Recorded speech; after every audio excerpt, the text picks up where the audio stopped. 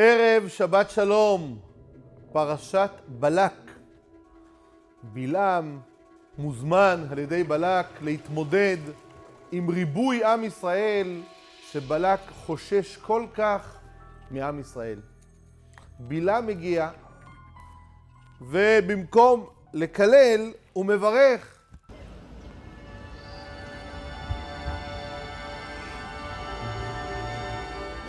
פעם אחר פעם הנבואות שנזרקו בפיו של בלעם, משפטים שאנחנו פותחים איתם את התפילה כל בוקר.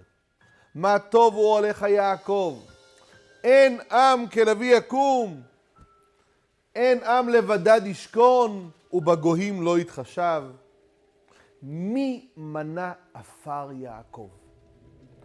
רש"י מביא שני ביאורים. מי מנה עפר יעקב? עפר יעקב הוא כל כך הרבה. רש"י מביא ביאור נוסף. מי מנה עפר יעקב? שיש פה את 4 דגלים, תחת כל דגל 3 שבטים, והם רבים וטובים. רש"י מביא אבל עוד פירוש. מי מנה עפר יעקב? מי מנה את עם ישראל שעושים מצוות מהעפר? אפר פרה אדומה. עפר, לוקחים עפר, משקים במקרים לא סימפטיים ונעימים, אישה שחשודה, עפר מי סוטה. לא תחרוד בשור וחמור יחדיו, בעפר. לא תזרע שדך כליים, בעפר. זאת אומרת, גם מהעפר הם עושים מצוות. מרן הרב שטיינמן אמר ביאור מדהים על מילותיו של בלעם, מי מנה עפר יעקב. ואני אפתח במשל. היה פעם אדם שהיה לו חמור זקן, והחמור הזה נפל לתוך בור. הוא מסתכל, הוא אומר, איך אני אוציא אותו מהבור הזה? זה סיפור מההפטרות, זה מסובך. הוא קורא לכל חברי הכפר, אומר, אז החמור הזה כבר זקן, בואו נעשה לו קבורת חמור. נתחיל לשפוך עפר פנימה. כולם תופסים כלי חפירה, מתחילים לכסות את הבור בעפר.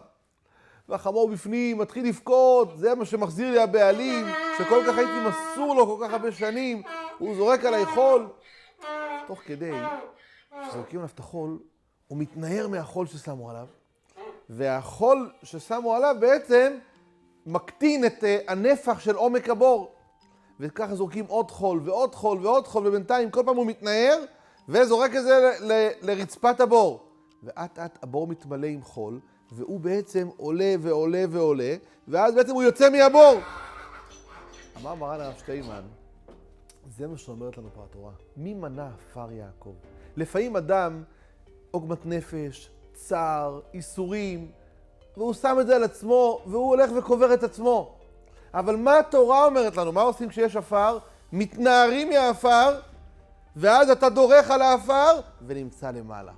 מנפילות וממצבים לא טובים שאדם נמצא, עלינו להתרומם מהם, ולא להיקבר יחד איתם, שהעפר בא וקובר את האדם.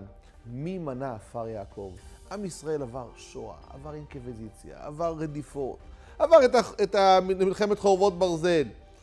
תראו מה קורה בעולם. הכלכלה של מדינת ישראל איתנה וחזקה. אנשים שפויים. איך זה יכול להיות? זה הכוח של העם היהודי. יודע להתרומם מהנפילה הקשה ביותר. יודע לקום מחדש.